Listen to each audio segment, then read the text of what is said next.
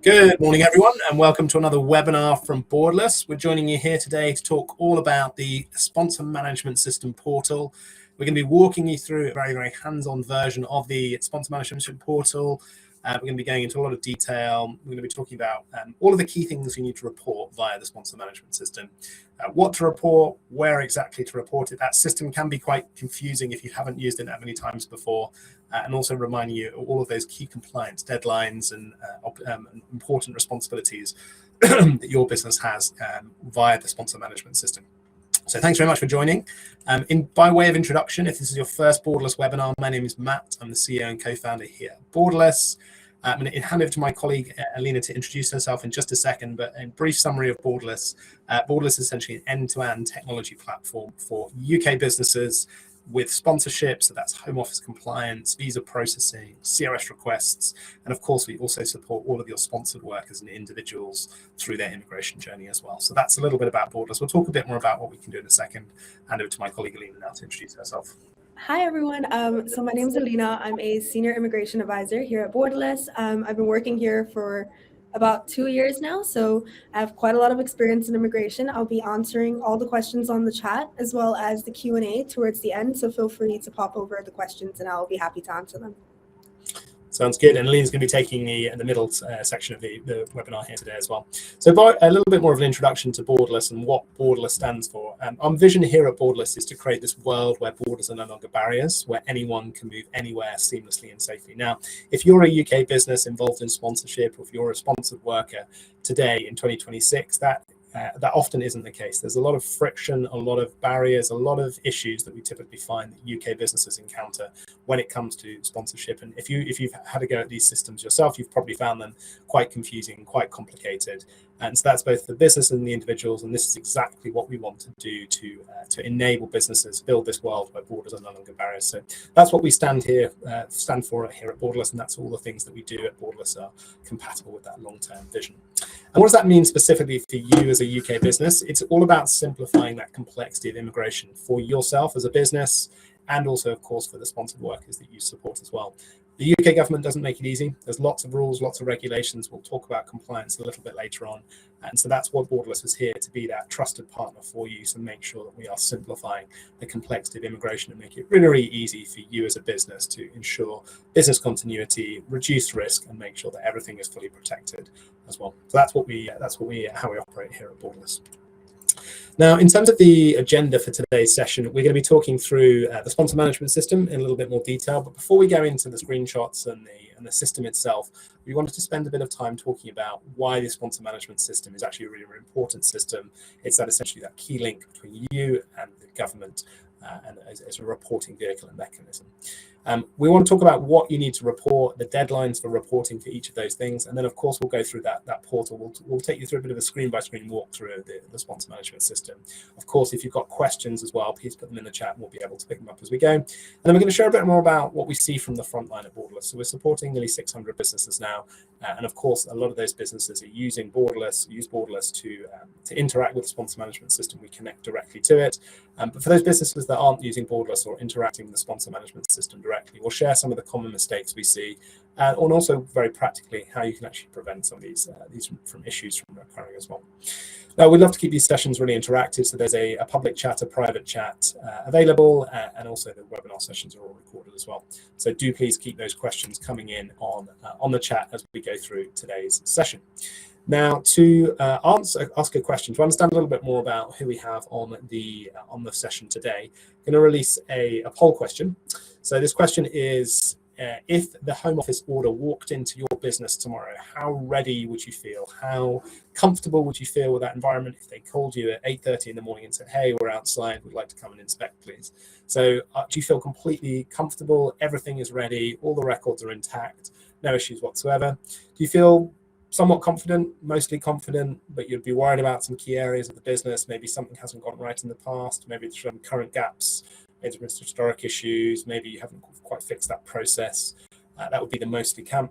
Or do you feel completely unprepared and unready, and that would send you into a bit of a scramble for how to respond to the Home Office, or you wouldn't really necessarily know what the Home Office would be asking you during that, anywhere from 2, 3, 4 to potentially full day that they would spend with you. auditing your business. So let us know a bit more what that would stand for. And of course, there's a category there as well. I'm not even sure what they'd ask for, so that's probably the best one in that scenario as well. So let us know how you're feeling about the idea of a home office audit walking in tomorrow. I'll leave that open a little bit longer. And it's great to get this feedback from the audience because it really helps us build the most useful sessions for you. Of course, at Borderless, we support many companies who are going through a home office audit, who join Borderless when that happens. And so we've got a lot of expertise from the front line of what that looks like as companies go through those audit processes as well. Great. Well, thank you very much for sharing that. It looks like most of the audience here are feeling anywhere from sort of not ready to mostly ready, but there'll be some gaps. So a few people feeling very confident as well. That's great to see. So thanks very much for sharing that. And we'll talk more, of course, about that a little bit later in today's session.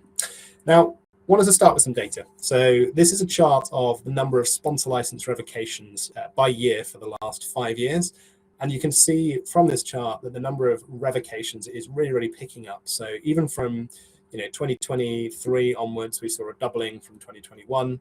That number has doubled again pretty much every year since 2023. So 1,500 in 2024, 3,100 in 2025, and in just the first quarter of this year, we've already seen nearly half of everything that was revoked in the last year. So if we project forward the numbers of where we're going to be by the end of the year, that takes us to about 6,000 licenses as well. So that's obviously a big number of sponsor licenses.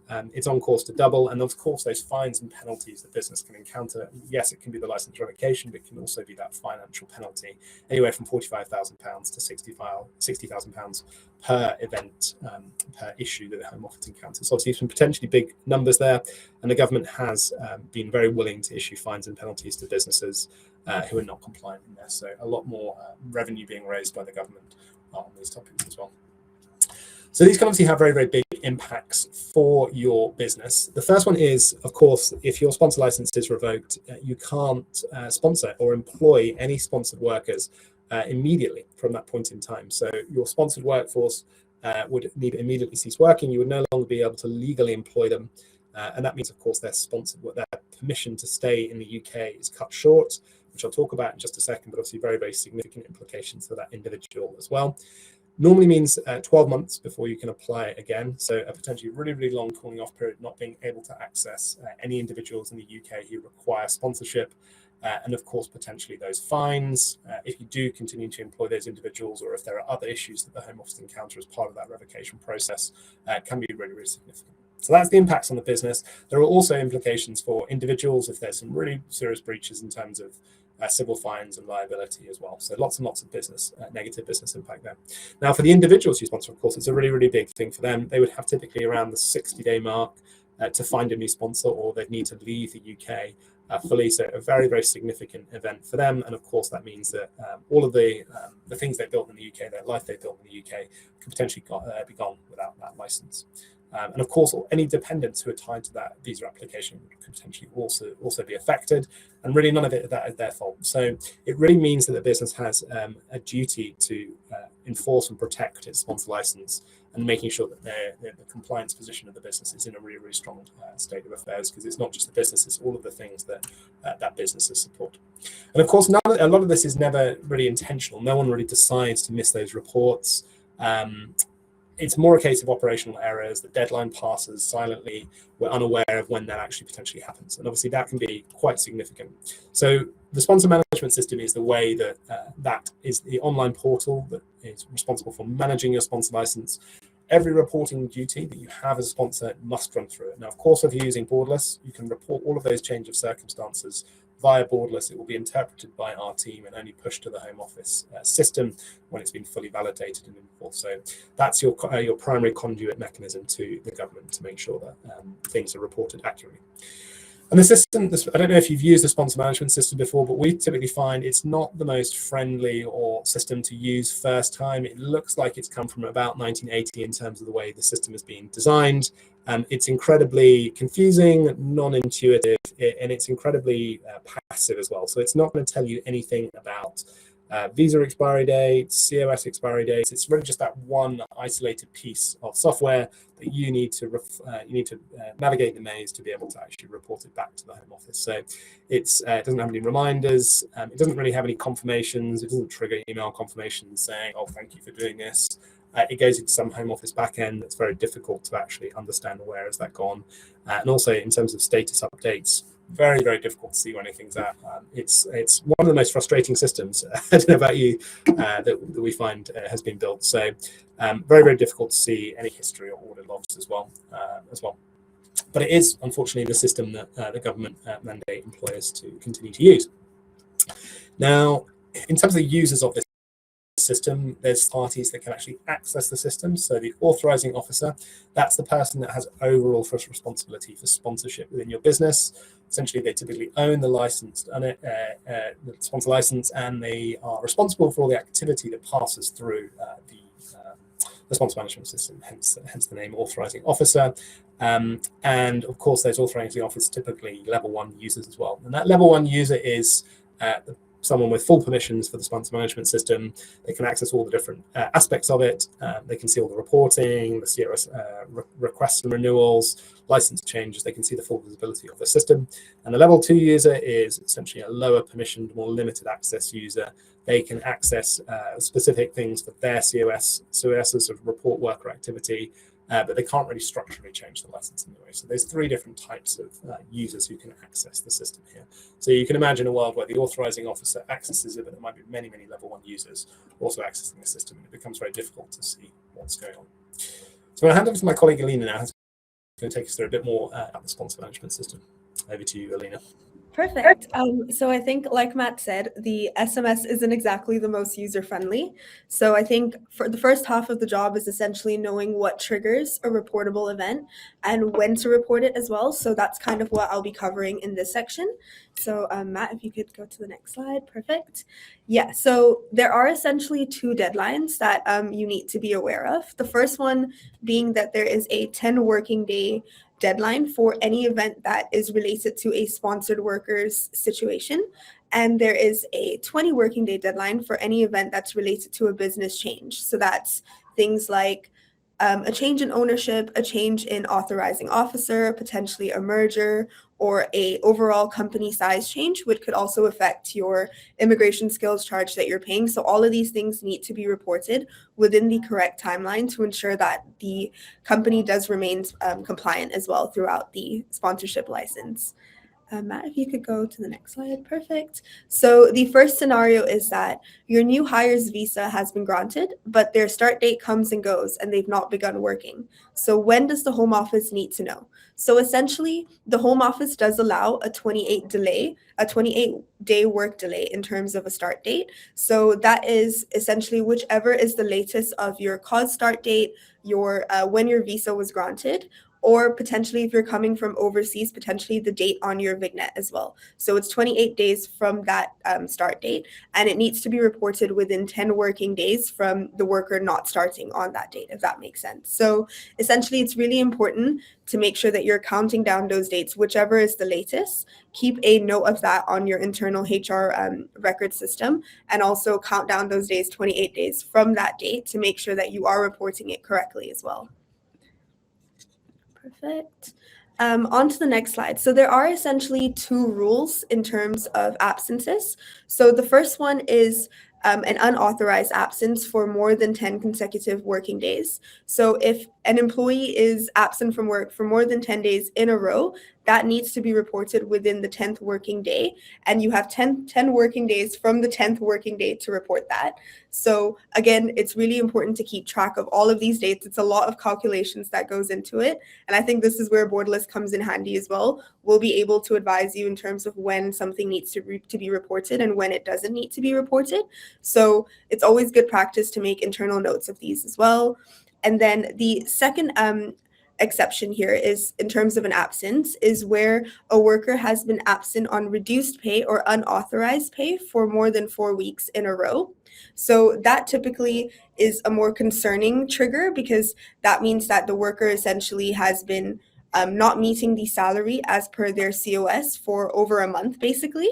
So that's something that needs to be monitored very closely. And with that specific trigger, it counts in terms of every calendar year. So that means any period running from the 1st of January to the 31st of December, if the worker is absent for more than 4 weeks on reduced pay or unauthorized pay, that needs to be reported as well. Perfect. Next slide. So the next scenario is where a sponsored worker resigns, is dismissed, or simply never comes back, which I think is probably the most common one. We face every day, employees leaving the business as well. So it's always important to understand when you need to report that. So it's usually from the last working day that the employee is working at the company. It needs to be reported within 10 working days of their last date of employment.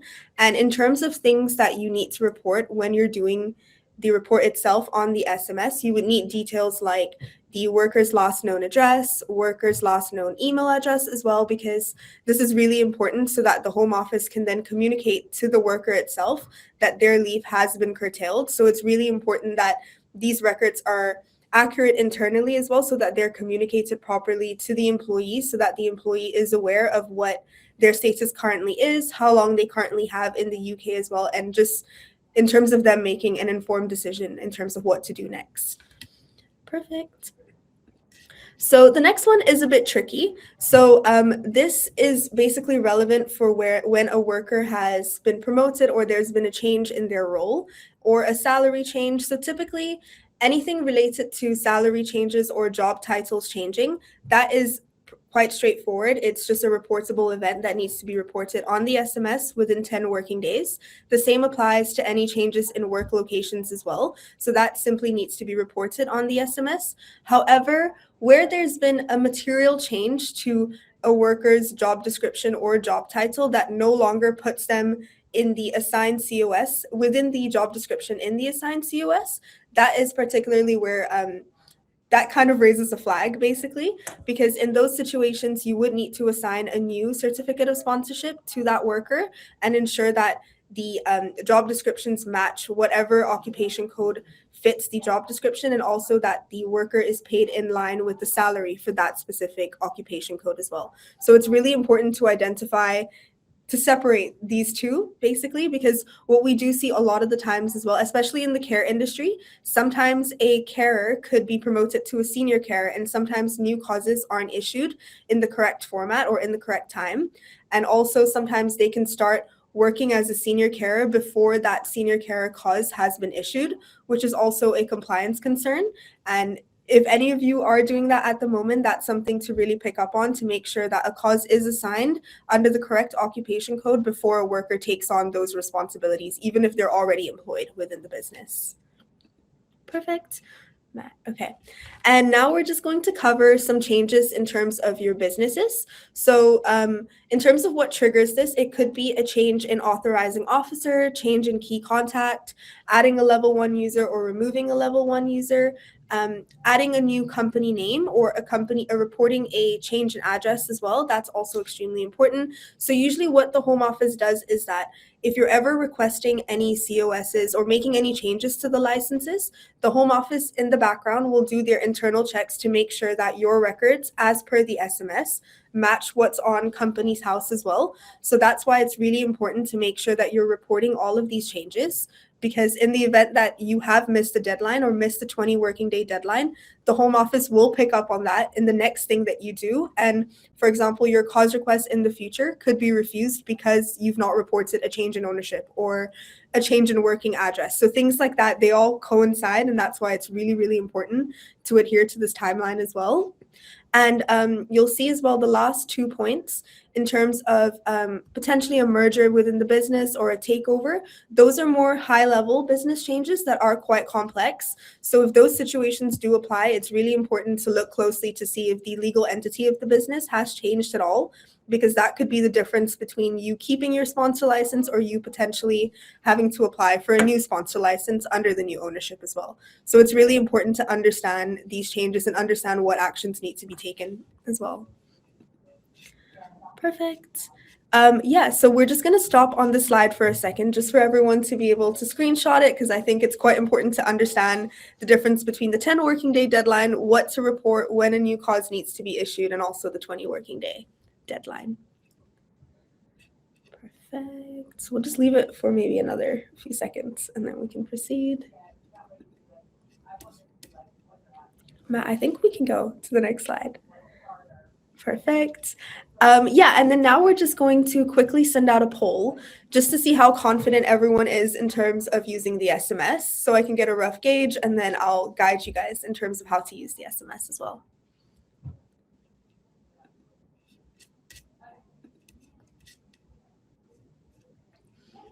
Okay, perfect. So I think from the answers so far, it's kind of in between people not using the SMS at all and also somewhat using it to double check everything. So I think this next section should hopefully be helpful in terms of guiding everyone to navigate it as well. Perfect. A few more questions. I think we can end the interaction now. I'll just leave it running. Oh, there we go. Oh. Oh, you've done it. I've done it. Perfect. Amazing. Okay, so now I'm just going to walk you through the SMS itself with screenshots to show you where everything is and essentially what should go where and what needs to be reported where as well. Perfect. Okay, so this is essentially the main page that you'll see once you log in. So on here on the left-hand side, it shows you how to navigate the SMS, basically the home page, the license summary, everything that you need to know kind of sits in between these two pages. So you'll see everything on the side, on the left-hand side, in terms of how to manage your workers, change your password, contact the home office if needed. And in terms of what's on the right, it's just more details into those tabs as well. So like your license summary, what sits under there, and then you can't see under that screenshot, but in the workers section, it's where you report the events that you need to report in terms of the changes of circumstances or also managing any live causes at the moment. Perfect. And then on to the next slide. Okay, so here, this is basically where your organization details sit. So at the top, you'll see you can manage your level 1 and level 2 users. So you'll be able to add and deactivate the users accordingly as well. And you'll also be able to see just who has access, who previously requested access, but maybe was refused access.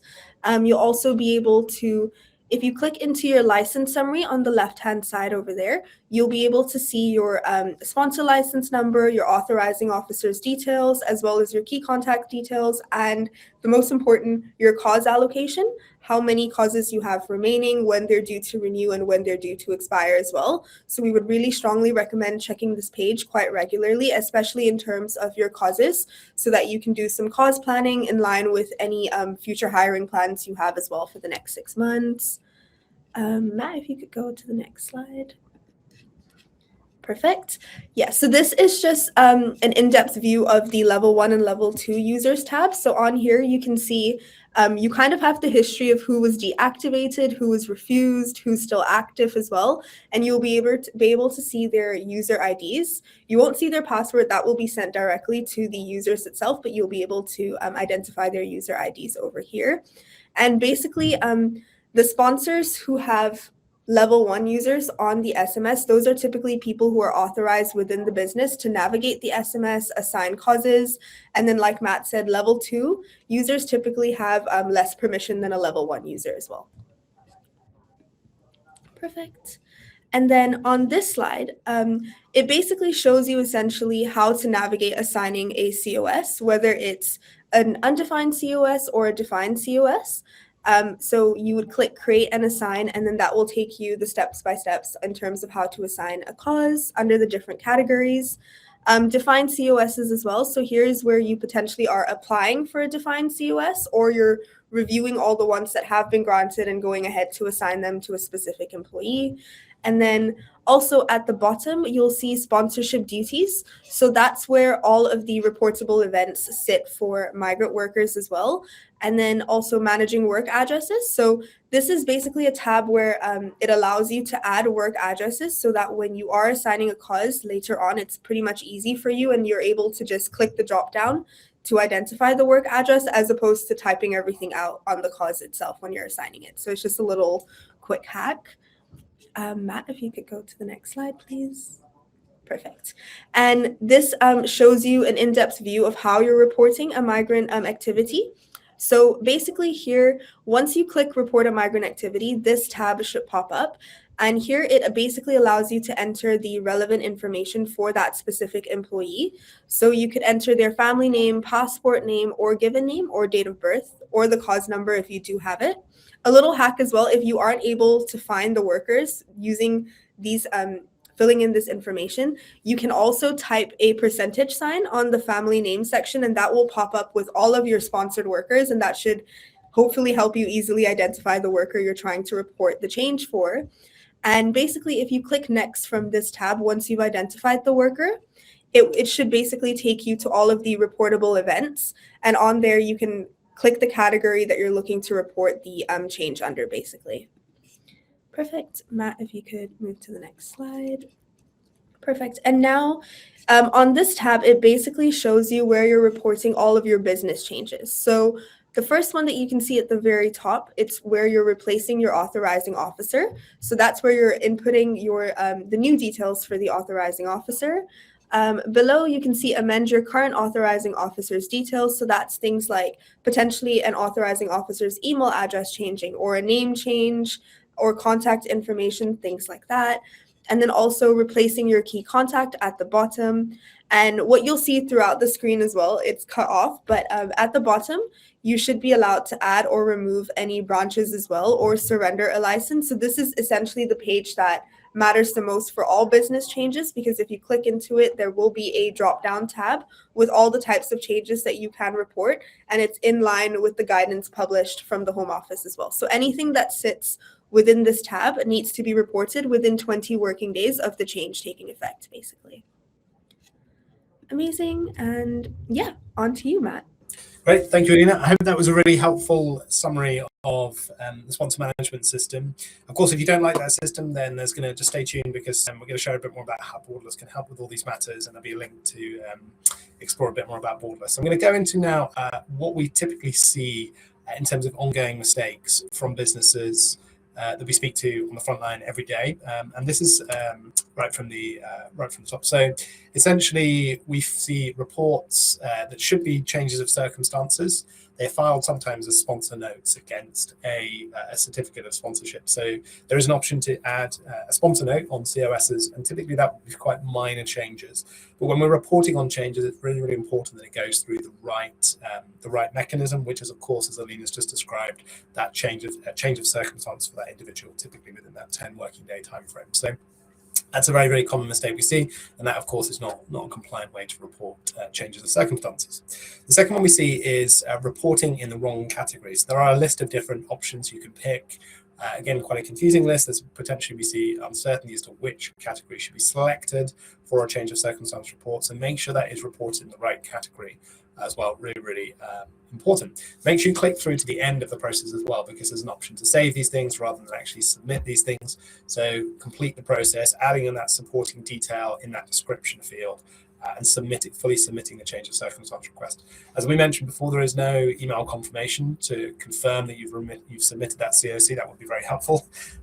So make sure you do fully submit that, of course, if you're using Borderless, and you provide that confirmation.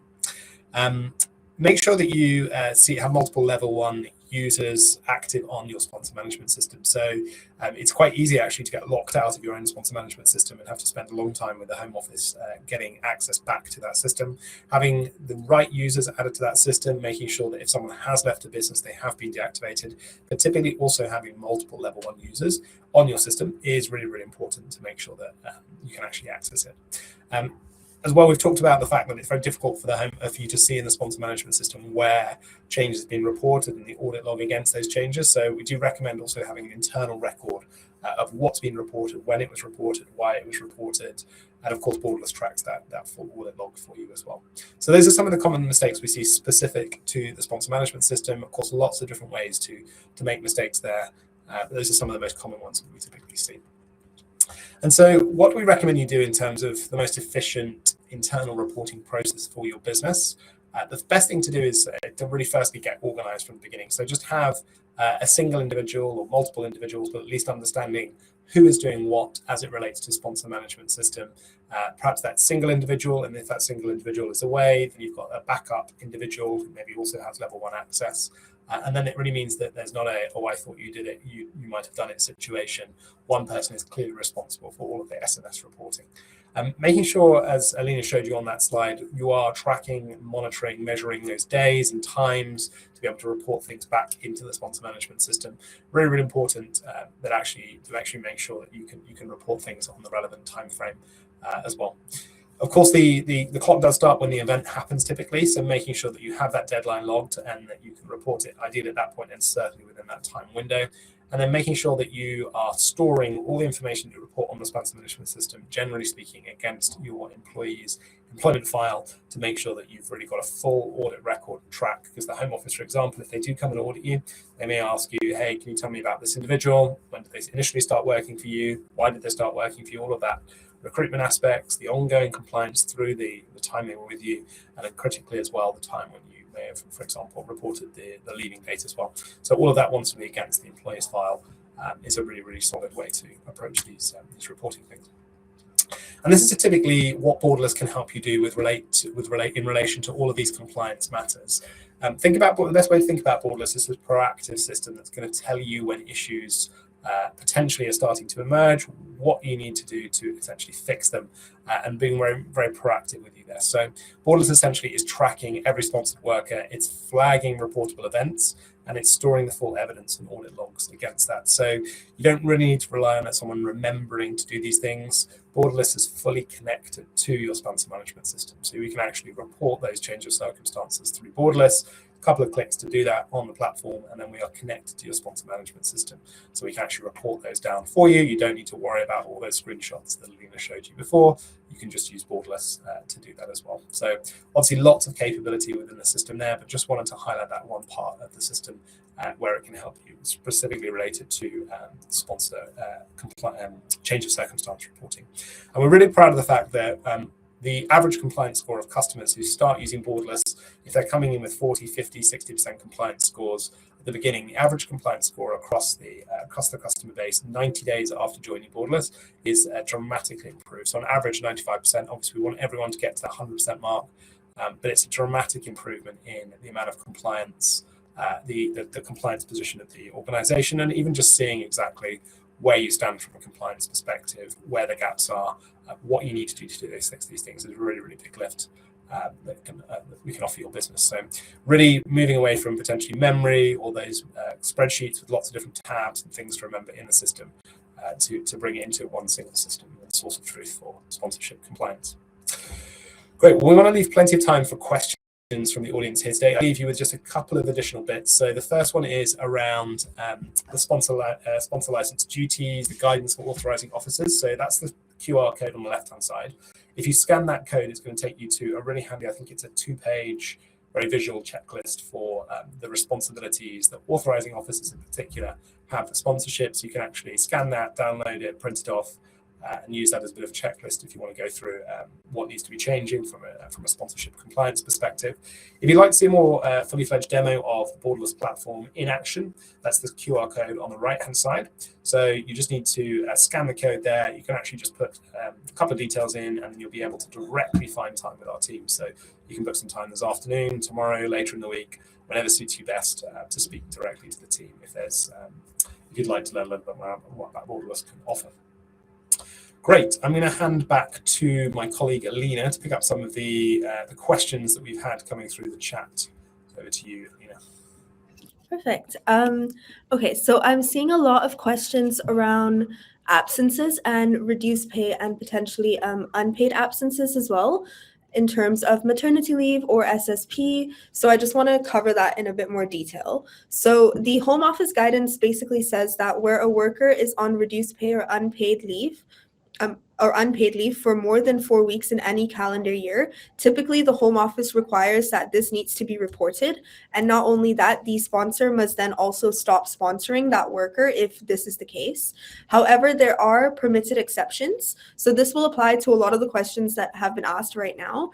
So the exceptions are as follows: statutory maternity or paternity leave, sick leave, or any illness, essentially where there is a reasonable doctor's note and evidence as well, or taking part in illegally organized industrial action, jury service, assisting with a national crisis, things like that. So I think in the situations, in terms of the questions that's been asked today, a lot of it would apply here because I think there are quite a few questions in terms of whether maternity leave needs to be reported, SSP. So I would say as best practice, it's always good to just report it anyways, even if it's within the 4-week deadline. But always keep a note as well that if it is more than 4 weeks in any calendar year, this has to be reported within 10 working days. But it's also good to just be aware of the exceptions as well. So SSP, maternity leave, paternity leave, all of these are exceptions where the Home Office will deem it compliant as long as the event has been reported, and you also have your internal notes and any supporting evidence as well stored on your HR system in case the Home Office does audit your company. You're able to present all of these documents to them as well to support the report on the SMS. Perfect. There's also another question here. Can we recruit staff from different sites using the same sponsor license, or do we need to have a new sponsor license for that particular site? So that depends on the initial sponsor license application that you did and whether these locations are listed as work addresses or potentially even a branch on the SMS. So if they are just operating as branches under the same legal entity, it's fine to sponsor them under the current SMS and the current sponsor license, provided that these addresses have been added as a branch to the license. If these sites operate as different legal entities, that's quite complex, and that's maybe potentially a situation that needs to be discussed in further detail because it could entail a new license application being in place. So I guess it depends on what your situation is here, but I would say it's always good practice to ensure that any work location that you're looking to assign a sponsored worker to has to be listed as a branch on the SMS as well. Perfect. There's some other questions as well. What do we do if the worker has multiple work locations and it's likely to change every few months? So this depends on the situation. So I know with a lot of care companies, it's quite common for workers to not have a fixed work location. So their cause would be assigned to the registered work address, but they operate where they're moving between service users' homes, and this is quite common in domiciliary care as well. So if that's the model here, then typically you wouldn't need to report that because the Home Office would understand that at the time of the application, that's what your business does, and that is what the business entails as well for your carers to be traveling to different homes. However, if it's a permanent change and it's just moving between potentially 2 locations, that's where you're adding you're reporting it as a change in work location, but not a permanent change. You're reporting it to let them know that essentially there are potentially 2 work locations here. And with this specific situation, I would say when you're assigning a cause and you know that the worker is going to be moving between a few locations, it's always good to add those locations as additional work addresses on the cause as well, because that stops you from having to report that at a later date, because that would be stated on the cause, which is also a good source of truth for the Home Office. Perfect. There is a question here.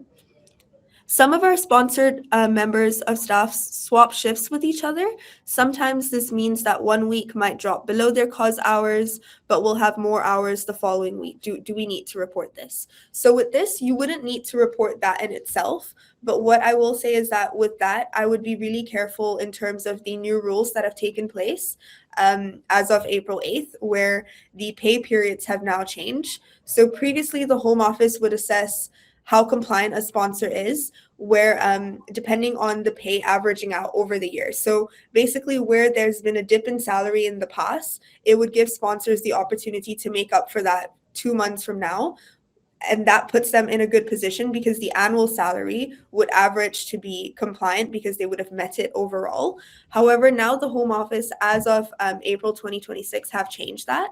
So there are different pay periods according to how regularly workers are paid and whatever pay cycle the sponsors conduct at their company. So for example, if a worker is paid monthly, the Home Office will assess your pay compliance essentially based on a 3-month rolling period. So they would look to make sure that the pay for each quarter is correct. So with your question, it would depend essentially on your pay period and what your pay cycle is. So if that's something you're potentially looking to understand in further detail, feel free to, book in with us, and our sales team can also send that question over to us, and, we can assist there because that is quite specific. A question from Neelam here. Do we need to report new pay rates every April in line with the minimum wage increase? So the Home Office guidance on reporting pay is quite straightforward here. So in terms of any pay increases, you wouldn't need to report a pay increase as long as the worker is meeting their required level, salary level on their COS. Pay decreases, however, do need to be reported, just because that could potentially be an area to flag in terms of whether the worker is falling below the required salary as per the cause. So the Home Office's general rule is that pay increases don't need to be reported, but pay decreases do need to be reported. So it's just a good understanding to have as well. A question here from Dolorosa. Are license validity dates still valid, especially when it states on our dashboard that it expires in August 2026? So with that specifically, I believe you're referring to the expiry date on your license summary where it shows you how many causes you have. So I'm pretty sure what you're referring to is when your causes are due to expire. So if you do have any causes remaining at the moment, it would be best practice and also just useful for you to assign them before August, because that's likely when yours will expire as well. Another question here from Neelam. Do we need to report when a staff member changes their home address? So no, that's not something that the sponsor needs to report to the Home Office. I would say that you would just need to ensure that your internal records are updated correctly to reflect that they've moved addresses. But that migrant worker itself would need to report that to the Home Office, but that's separate from what sponsor duties are. Right. We'll just do one more question, Lena, and then we'll wrap up. Okay. If a migrant status is updated on the SMS as granted and the cause is showing as used, however, his e-visa is not updated yet. Oh, okay. So this is quite specific. So I would say here it's quite specific to the candidate as well. So it'd be best to email the Home Office to get clarification here if the dates aren't matching up. But typically, the e-visa should be updated if a new visa has been granted recently, and that should reflect on their UKVI account, depending on whether they've connected their passport to their UKVI account, basically. But yeah. Thanks, Lena. So I'll just pick up that final question there. We got a question around CRS allocations and a further document request from Akila. We can absolutely support that. Akila said the best thing to do is to book time with the Borderless team. Is the QR code on the right-hand side. We can talk you through what that would look like. They are fairly common, further document requests, but of course the Home Office is applying a lot more scrutiny now in general to businesses. So it's certainly important to make sure that information is all accurate and correct. Great. Well, thank you very much for everyone for joining the session today. Hope it's been a useful session. Reminder that you've got that guide on the left-hand side. You can book time with the Borderless team on the right-hand side. And we will see you hopefully on the very next Borderless webinar, which I believe will be next Tuesday. So hopefully you join us then. And if we don't speak to you before, have a great rest of your afternoon, rest of your week. And we'll see you very soon. Thank you, everyone. Bye, guys. Bye-bye.